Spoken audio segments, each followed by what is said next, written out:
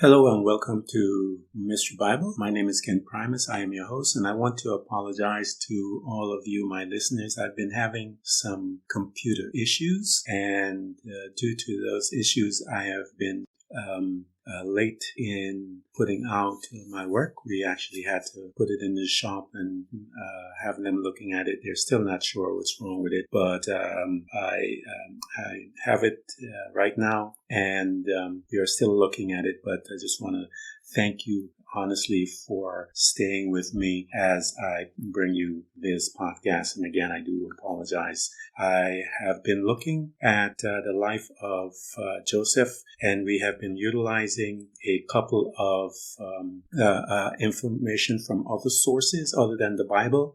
We are looking at the Legend of the Jews. I believe we are in chapter 1. We're still in chapter 1. And chapter 1 is entitled Joseph Within the Legend of the Jews by Lewis Ginsburg. The other is we have been looking at the work of Josephus, and that translation that we've been excavating information from was done by William Winston, and we are currently in book 2. And book 2 ranges from the death of Isaac to Exodus out of Egypt. So we're there with those two books. We're also with the Bible. We've been looking at the Cedar Olam as well. We are looking at the book of Yasher to, again, just get a better picture as to what's happening around that time, around the areas that surrounding. The Bible doesn't go into much of details about that, and that is why we're extracting all of that additional information, and we're getting a chance to see some really interesting things within the family dynamic with Joseph and his brothers and their family and so forth. And again, I try to bring to you guys to let you know that as far as families, God worked with families, and dysfunctional families. That's his specialty. And if your family is dysfunctional, I have someone that is capable of working with you and your family so that you guys can have the best outcome in your life while you're here on this planet. So we've been looking at Joseph. We last stopped at in chapter 53 at the end of it, when Joseph did something. He had his brothers bring Benjamin to him, his younger brother, and they sat down, they ate and all of that good stuff. He and Benjamin had a private conversation, and Benjamin knew, according to the studies of the stars and studying the map, that Joseph was testing his brother to see if he knew all of that, which he did, and he surmised that his brother is Joseph, and Joseph asked him not to say anything to his brother. His brothers, he contrived a plan by which now he's going to take Benjamin from his brothers and send them out, because he wants to see how they're going to respond with Benjamin versus how they responded with him. And so we are going to pick up and at chapter 54. And once we, get going, then we can follow this family and see how they react to Joseph taking Benjamin from them. They still doesn't know who he is. That's very fascinating, that they have no idea that this is their brother in any way, shape, or form. And I know that one of the things is that they most likely don't believe that a Jew or a Hebrew man can attain to the level that his brothers did. So of course, they would not be, looking at that situation and expect their brother to be there. And but they've been so busy that none of them, there's no family resemblance. Nobody is that detailed as to looking at this time with this young man, because they did have an audience with him several times, and still they were not able to detect anything. So I'm sure he also, at that time, those guys used to wear a lot of face makeup and all that type of stuff, being in that position. So that's another, especially the Egyptians. So that might be one of the reasons why they don't know who he is and in relations to them. So we're going to take a look at chapter 54. We have been reading because I feel that it houses the information, and I don't want to interrupt. But when I feel led, I go and I pull from the other sources to bring a deeper picture. But right now, I'm here with the book of the Asher, just focusing on that. And we haven't extracted anything yet from the other sources that we're looking at. And I will see if there's anything vital in that and bring it to you guys as I usually do. And when Judah saw the dealings of Joseph with them, Judah approached him and broke open the door and came with his brethren before Joseph. So Joseph had snatched Benjamin from them because he had set them up where he had put Benjamin. He put a cup in Benjamin's bag, and he sent his men out to his brothers to see who has that cup, and they announced that, hey, whoever have this cup, and so forth, whatever. And anyway, Joseph took that Benjamin and left. And so Judah now he comes to his brother Joseph, kicks open the door, and the drama begins, as we are going to see. And Judah said unto Joseph, let it not seem grievous in the sight of my Lord. May the servant, I pray thee, speak a word before you. And Joseph said unto him, speak. And Judah spoke before Joseph, and his brothers were there standing before them. And Judah said unto Joseph, surely when we first came to our Lord to buy food, thou didst consider us as spies of the land. And we brought Benjamin before you, and you still make a sport of us this day. Now therefore let the king hear my words, and send, I pray thee, our brother, that he may go along with us to our father, lest thy soul perish this day with all the souls of the Egyptians. Dost thou not know what two of my brethren, Simeon and Levi, did unto the city of Shechem, and unto the 7 cities of the Amorites, on account of our sister Diana, and also what they would do for the sake of their brother Benjamin? And I, with my strength, who am greater and mightier than both of them, come this day upon you and your land, if thou art unwilling to send our brother. Hast thou not heard what our God, who made choices of us, did unto Pharaoh, and on account of Sarah, our mother, whom he took away from our father, that he smote him and his household with heavy plague, that even unto this day the Egyptians relate this wonder to each other? So will our God do unto you on account of Benjamin, whom thou hast this day taken from his father, and on account of this evil which thou didst heapest over us in the land. For our God will remember his covenant with our father Abraham, and bring evil upon you, because thou hast grieved the soul of our father this day.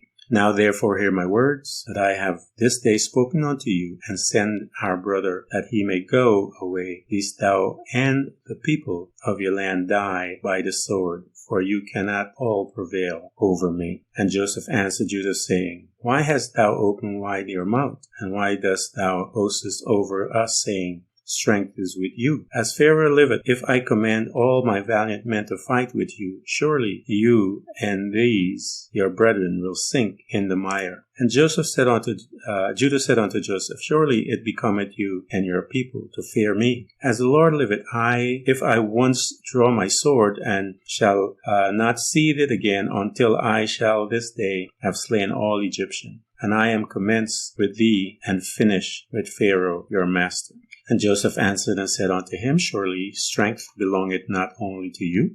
I am stronger and mightier than you. Surely if thou drawest your sword, I will put it to their neck and the necks of all your brethren. And Judah said unto him, surely if I this day open my mouth against you, I will swallow you up, that you be destroyed from off the earth, and perish this day from thy kingdom. And Joseph said, surely if thou openest thy mouth, I have power and might to close your mouth with a stone, until you shall not be able to utter a word. See how many stones are before us. Truly I can take a stone and force it into your mouth and break your jaw. So we have these macho men having these wonderful conversation as to who can overpower who. And again, these are two brothers that are having this conversation. And they are reminiscing about the promises that God had done, what he had done in their lives, in their family lineage, and how he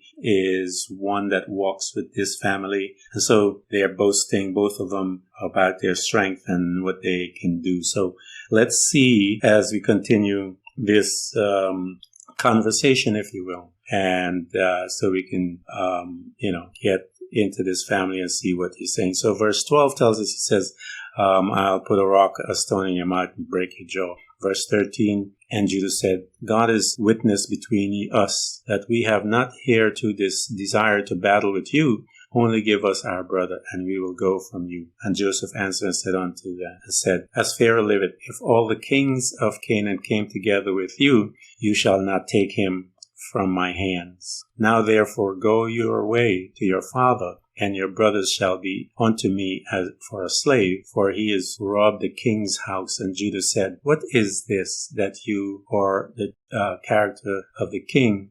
Surely the king sendeth forth from his house throughout the land silver and gold, either in gifts or expenses. And thou shalt take about your cup, which you did place in our brother's bag, and say that he had stole it from you. God forbid that our brother Benjamin or any of the seed of Abraham should do this thing to steal from you or from any one else, whether king, prince, or any man. Now therefore cease this accusation, lest the whole earth hear your words, saying, For a little silver the king of Egypt wrangled with men, and he accursed them and took their brother for a slave. And Joseph answered and said, Take unto you this cup and go from me, and leave your brother for a slave, for it is judgment of a thief to be a slave. And Judah said, Why art thou not ashamed of your words, to leave our brothers and to take your cup? Surely if thou givest us your cup, or 1,000 times as much, we will not leave our brother for the silver which is found in the hand of any man, that we should now die over him. And Joseph answered, And why did you forsake your brother and sell him for 20 pieces of silver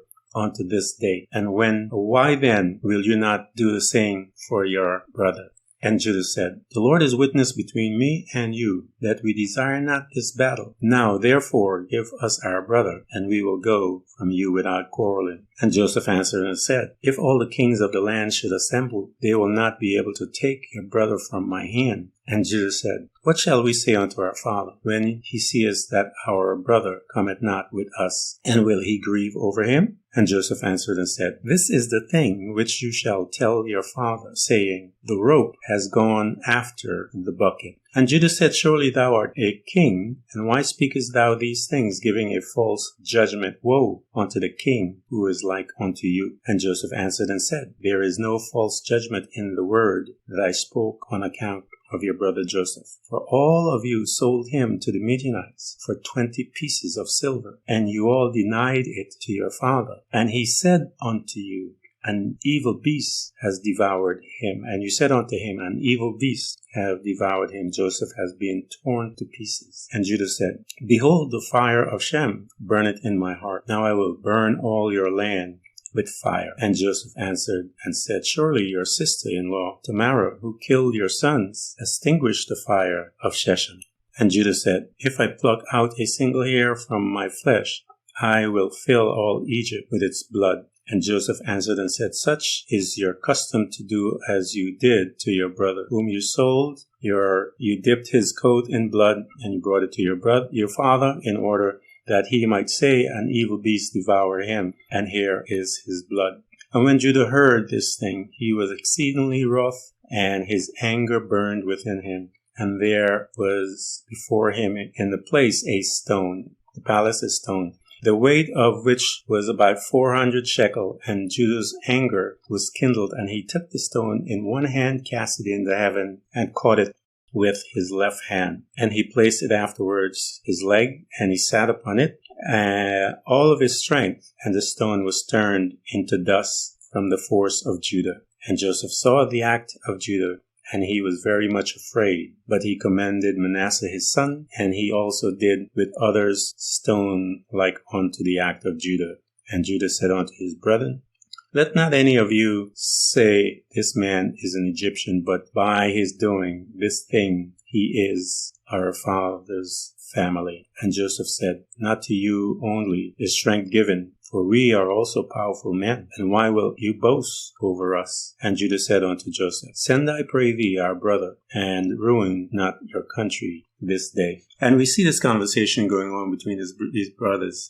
And Joseph is trying to bring them and engage them about what was done to him, and to shift the focus from Benjamin to him. And he's pleading his case before his brothers. And we see that Judah is single-mindedly focused on getting his brother from this king. And the threatening language and behavior, we see it escalating as the conversation goes by. We see that he has changed his state, and once he has changed his state of mind, his state of reasoning, all of those things. Now we're going to see, as one change their state, how it then affects their decision process and how they deal with things. And one of the keys that you and I must understand, that emotions will change your state, your mindset. Your emotions can cause you to make decisions that are contrary to your benefit. And that is why you see a lot of people within the political arena, or when people look into it, you'll see them following men and women to death. And we know history is full of those folks.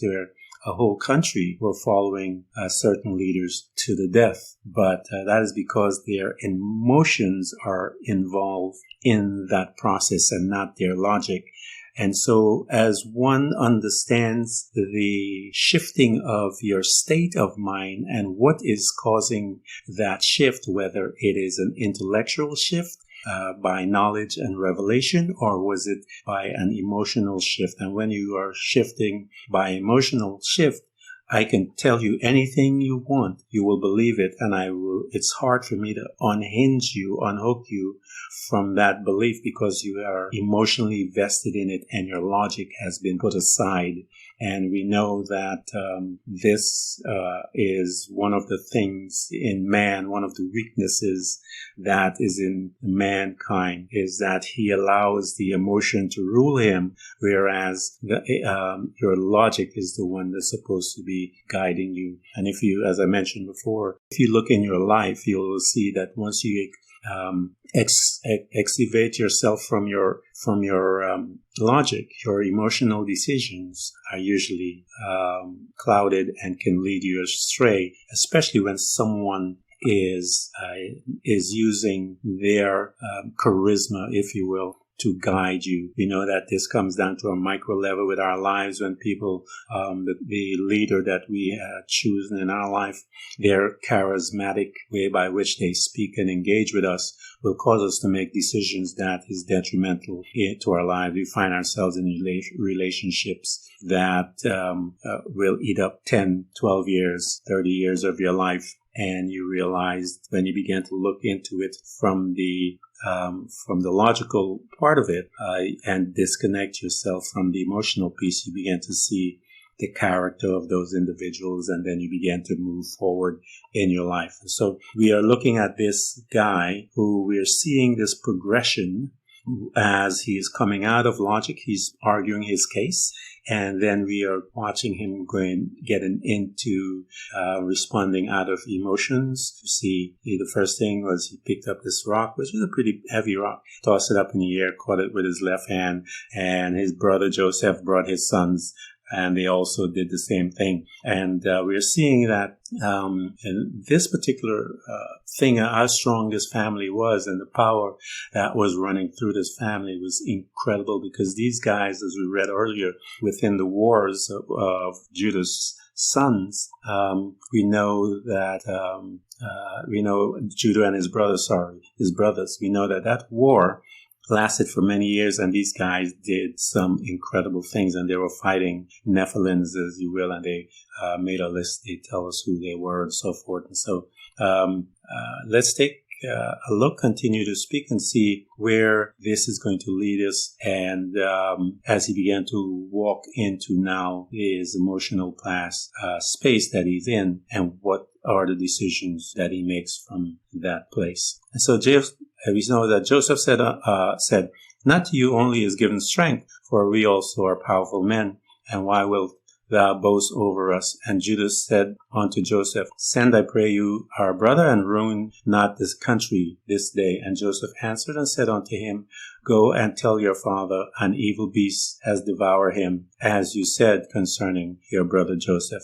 And Judas spoke to his brother Naphtali, and said unto him, "Make haste, go now and number all the streets of Egypt, and come and tell me." And Simeon said unto him, "Let not this thing be a trouble to you. Now I will go to the mount and take up one large stone from the mount, and level it at everyone in Egypt, and kill all that is in it." So these guys are, again, just machoing out, bragging about their strength and what they're going to do. But again, you got to remember the state by which they are now making these decisions. I will go to the mount and take up a large stone from the mount and level it at everyone in Egypt. So this boy is talking about picking up almost like a mountain and tossing it to destroy all that is in Egypt. And so that's why I'm saying, watch your state. And Joseph heard all these words that his brethren spoke before him, and they did not know that Joseph understood them, for they imagined that he knew not to speak Hebrew. So they're talking in their own language as Judah is telling his brothers what to do, and they're having this little conversation, and Joseph is listening in. And Joseph was greatly afraid at the words of his brethren, lest they should destroy Egypt. And he commanded his son Manasseh, saying, "Go now, make haste and gather unto me all the inhabitants of Egypt and all the valiant men together, and let them come to me now upon horseback and on foot and with all sorts of musical instruments." And Manasseh went and did so. And Naphtali went as Judah had commanded him, for Naphtali was light-footed as one of a swift stag, and he would go upon the ear of a corn, and they would not break under him. That's a fast boy. I think we call him today the Flash. But we had a Flash before, according to this reading, and he was so fast he could run on an ear of corn and not damage it. So that is proof, guys, that we had a Flash. Just saying. Anyway, we see then that his assignment was to go and check out this, how many streets is in there, and the other Manasseh is to go bring everyone to his brother Joseph. And Judah said, "Behold, I will destroy you, 3 of the streets." This is after Naphtali did his running and scoping out the city. Let me read that, verse 37. "And he went and numbered all the streets of Egypt, and found them to be 12. And he came hastily and told Judah. And Judah said unto his brethren, Hasten you and put on every man his sword upon his loin, and we will come over Egypt and smite them all, and let none, not a remnant, remain. And Judah said, Behold, I will destroy 3 of the streets with my strength, and you shall each destroy 1 street. And when Judah was speaking this thing, behold, the inhabitants of Egypt and all the mighty men came together towards them with all sorts of musical instruments and with loud shouting. It's really interesting that Joseph sent them to come with musical instruments, and I think one of it is probably that he knew his brothers would respond if it was weapons. Anyway, so let's take a look and see as this is going down with this family. And after all of the macho stuff that was sent out, verse 39, and their number was 500 cavalry and 10,000 infantry and 400 men who could fight without sword or spear, only with their hands and strength. And all these mighty men came with great storming and shouting, and they all surrounded the sons of Jacob and terrified them, and the ground quaked at the sound of their shouting. And when the sons of Jacob saw these troops, they were greatly afraid of their life, and Joseph did so in order to terrify the sons of Jacob to become tranquilized. And Judah, seeing some of his brothers terrified, said unto them, Why are you afraid, whilst the grace of God is with us? And when Judah saw all the people of Egypt surrounding them at the command of Joseph to terrify them, only Joseph commanded them, saying, Do not touch any of them. So we see the command is just to try to intimidate them, we call it today. And they did that by shouting and making noise. And we see that they were scared. And the brother Judah brought their attention and says, Wait a minute, guys, don't be afraid. We have the grace of God on our side. And he says, God is with us. We're good, And we're going to take a look. And now we see that after Joseph commanded not to touch them, let's take a look at verse 43. Then Judah hastened and drew his sword and uttered a loud and bitter scream. And he smote with his sword, and he sprang upon the ground, and he still continued to shout against all the people. And when he did this thing, the Lord caused the terror of Judah and his brothers to fall upon the valiant men and all the people that surrounded them. And they all fled at the sound of the shouting, and they were terrified and fell upon one another, and many of them died as they fell, and they all fled from before Judah and his brethren and from Joseph. And whilst they were fleeing, Judah and his brethren pursued them onto the house of Pharaoh, and they all escaped, and Judah again sat before Joseph and roared at him like a lion, and gave a great and tremendous shriek at him.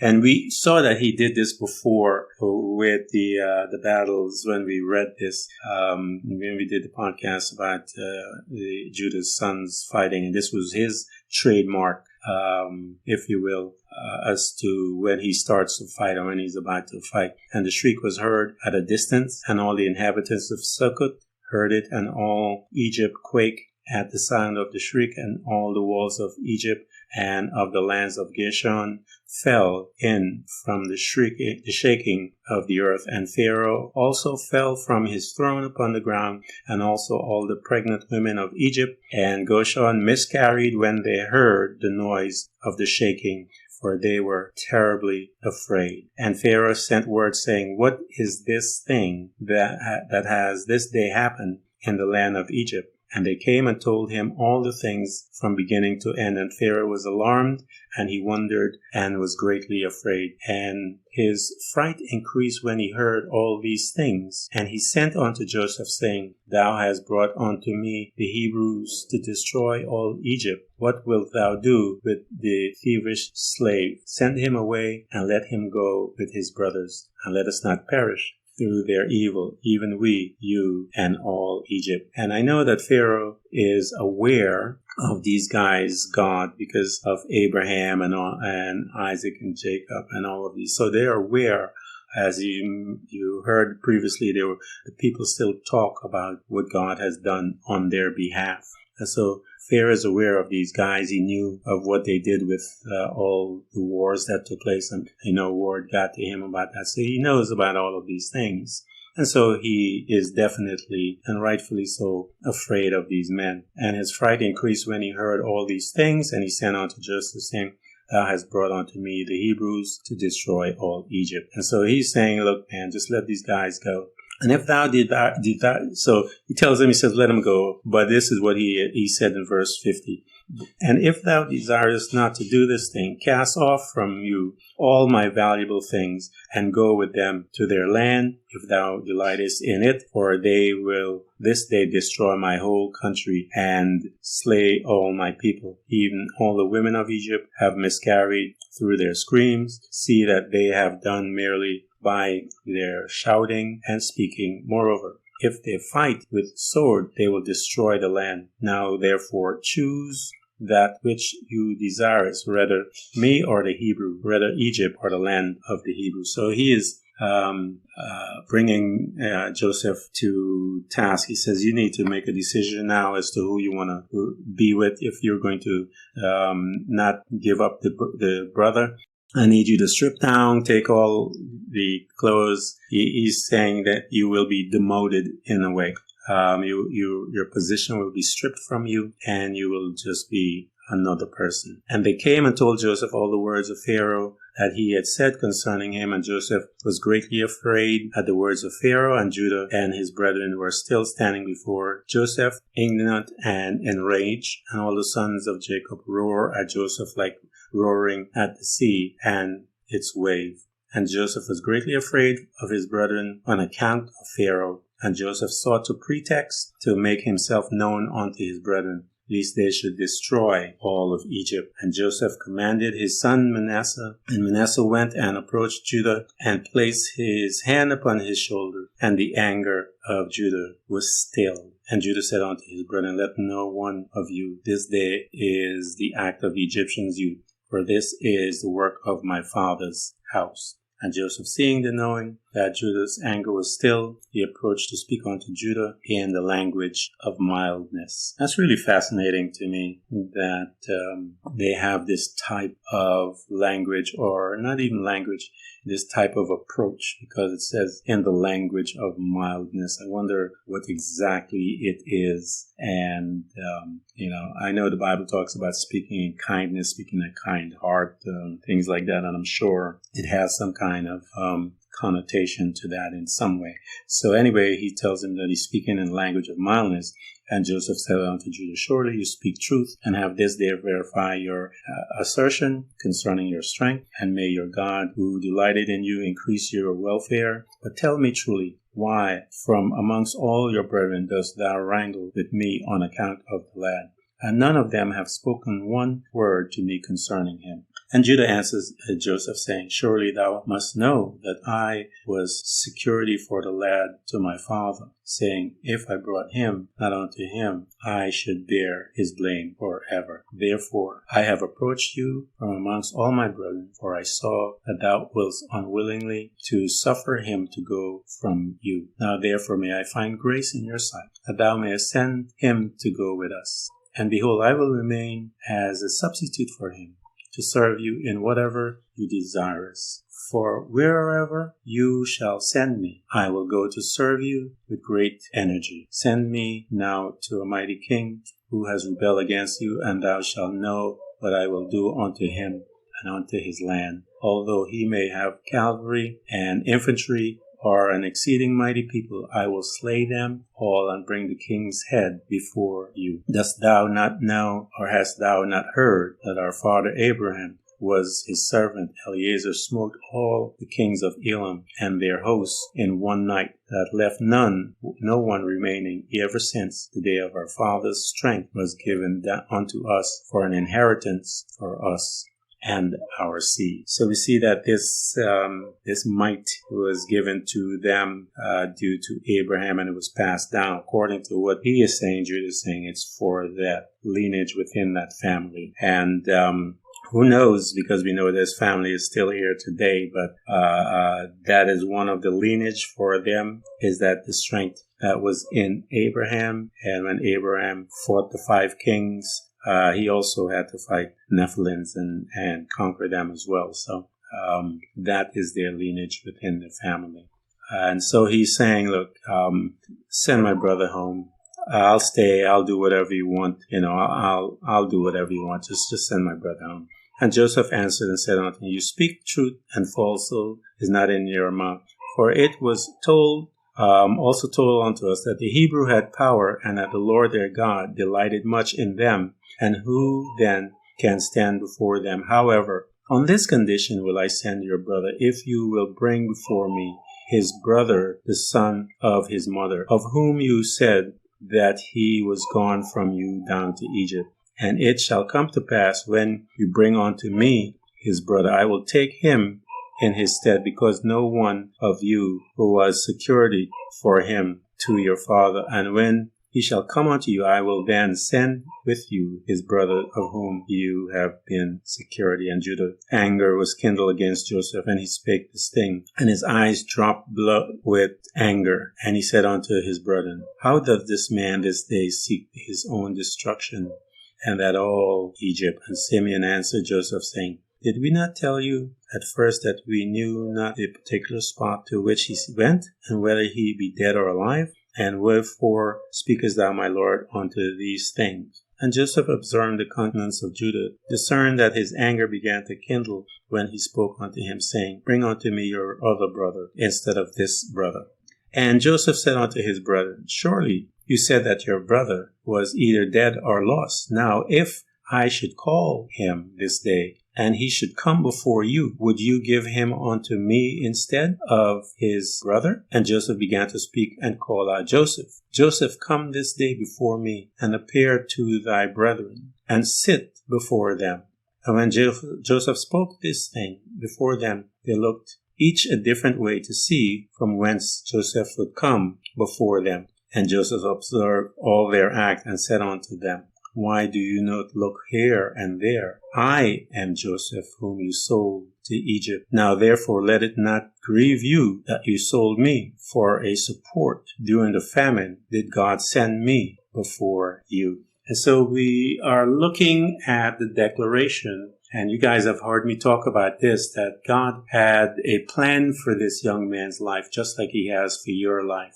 And the Bible tells us that the steps of the man is ordered by God. And it tells us that we make plan, but God's will is done. So that's why I always tell people, if that's the case, why don't we bring God into the equation, if you will? And because he has the wisdom, he has the information, he has the know-how, he has the grace, he has all of that stuff. And we bring him and invite him with our faith. And that combination of our faith will produce the result that we want in our life. And so the combination of our faith with God's grace, which we've talked about many times. So we see that this whole thing, this is the main reason why God had done what he did with these brothers. He put it in their heart for them to sell their brother. They sold their brother. Why? Because Joseph was telling them about his dream, what he's going to do, what he saw, and all these things.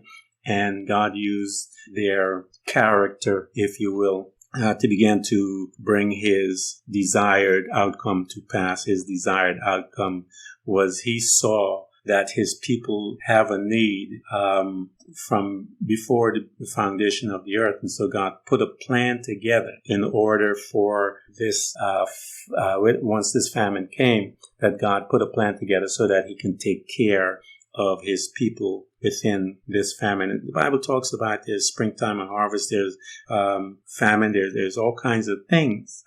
Flood, God said, I'll be there with you in the flood. I'll be there with you in the fire. And a lot of Christians want to be out of the fire and out of the flood, but he said, I'll be with you in it. And so we see that sometimes we just have to learn how to place our focus from looking at the fire and begin to look at the deliverer, the one who can deliver us out and from the fire or from the flood. So we see now he declares to them that, hey guys, I am your brother. I am the one that you sold. And the reason why you did what you did was so that God's plan can come together. He sent me before you so that I can be promoted and be placed in this position so that you can get your desired outcome. What is your desired outcome? So that you will be sustained through the famine as God promised that he will. He said his words will never be will not accomplish what he said. He said it always, because I release it. Once I release it, it will be established. And so now let's see the response of his brothers. And his brothers were terrified at him when they heard the words of Joseph. And Judah was exceedingly terrified at him. And when Benjamin heard the words of Joseph, he was before them in the inner part of the house. And Benjamin ran unto Joseph his brother, and embraced him, and fell upon his neck, and they wept. And when Joseph's brethren saw that Benjamin had fallen upon his brother's neck and wept with him, they also fell upon Joseph and embraced him, and they wept a great weeping with Joseph. And the voice was heard in the house of Joseph, and they were Joseph's brethren. And it pleased Pharaoh exceedingly, for he was afraid of them, lest they should destroy Egypt. And Pharaoh sent his servants upon Joseph to congratulate him concerning his brothers, who had come to him, and all the captains of the armies and troop that were in Egypt came to rejoice with Joseph. And all Egypt rejoiced greatly with Joseph's brethren. And Pharaoh sent his servant to Joseph, saying, Tell your brothers to fetch all belonging to them, and let them come unto me, and I will place them in the best part of the land of Egypt, and they did so. The grace of God, guys. The grace of God, the Bible tells us, the heart of the king is in the hand of God for God to maneuver wherever he wants to, so that God's people will be blessed. And so we are seeing the grace of God in action in this man's life. And so through Pharaoh, he said, bring your people, and we'll hook them up, if you will. And so we see that Egypt is rejoicing. Pharaoh sent his people, tell them, bring your family, and let's have a good party. And Joseph commanded him that was set over his house to bring out his brethren's gift and garments. And he brought unto them all many garments, being robes of royalty and many gifts. And Joseph divided them amongst his brothers. And he gave unto each of his brethren a change of garment of gold and silver, and 300 pieces of silver. And Joseph commanded them all to be dressed in these garments, and to be brought before Pharaoh. And Pharaoh, seeing that all Joseph's brethren were valiant men and of beautiful appearance, he greatly rejoiced. And they afterwards went out from the presence of Pharaoh to all the land of Canaan, to their father, and their brother Benjamin was with them. And Joseph rose up and gave unto them 11 chariots with Pharaoh, and Joseph gave unto them his chariot upon which he rode on the day of his being crowned in Egypt, to fetch his father to Egypt. And Joseph sent to all his brethren children garments according to their number, and 100 pieces of silver to each of them. And he also sent garments to the wives of his children from the garments of the king's wives, and he sent them. And he gave unto them, unto each of his brethren, 10 men to go with them to the land of Canaan, to serve them, to serve their children, and all belonging to them in coming to Egypt. And Joseph sent by the hand of his brother Benjamin 10 suits of garment for his 10 sons, a portion about the rest of the children of the sons of Jacob. And he sent to each 50 pieces of silver, 10 chariots on the account of Pharaoh. And he sent to his father 10 asses laden with all the luxuries of Egypt, and 10 she-asses laden with corn and bread and nourishment for his father, and to all that were with him as provisions for the road. And he sent to his sister Dinah garments of silver and gold and frankincense and myrrh and aloe and women's ornamented in great plenty. And he sent the same from the wives of Pharaoh to the wives of Benjamin. And he gave unto all his brethren also their wives all sorts of onyx stones, brillium, and from all the valuable things amongst the great people of Egypt, nothing at all the costly things was left, but what Joseph sent to his father's household. And he sent his brethren away, and they went and sent his brother Benjamin with them. And Joseph went out with them to accompany them on the road unto the border of Egypt, and he commanded them concerning his father and his household to come to Egypt. And he said unto them, do not quarrel on the road, for this thing was from the Lord to keep a great people from starvation, for there will be yet 5 years of famine in the land. And he commanded them, saying, when you come unto the land of Canaan, do not come suddenly before my father in this affair, but act in your wisdom. And Joseph ceased to command them, and he turned and went back to Egypt. And the sons of Jacob went to the land of Canaan with joy and cheerfulness to their father Jacob. So we're going to pick it up after this. We see that now this family has been I guess the truth has been laid out before them. Much trauma that took place within this family. We see that the trauma was able to heal. There was a certain degree of healing within trauma. And we have been talking about this, and on the onset of this dysfunctional family, we've been talking about trauma, because I know that trauma goes from generation to generation, if not dealt within the family. And we know that God, as I've been showing you guys, that God also heals trauma. He brought Esau back, those brothers that hated each other. And Esau wanted to kill his brother. God was able to heal that relationship. And so many of you that are suffering trauma today, I want to let you guys know that Jesus Christ can heal you of all of them.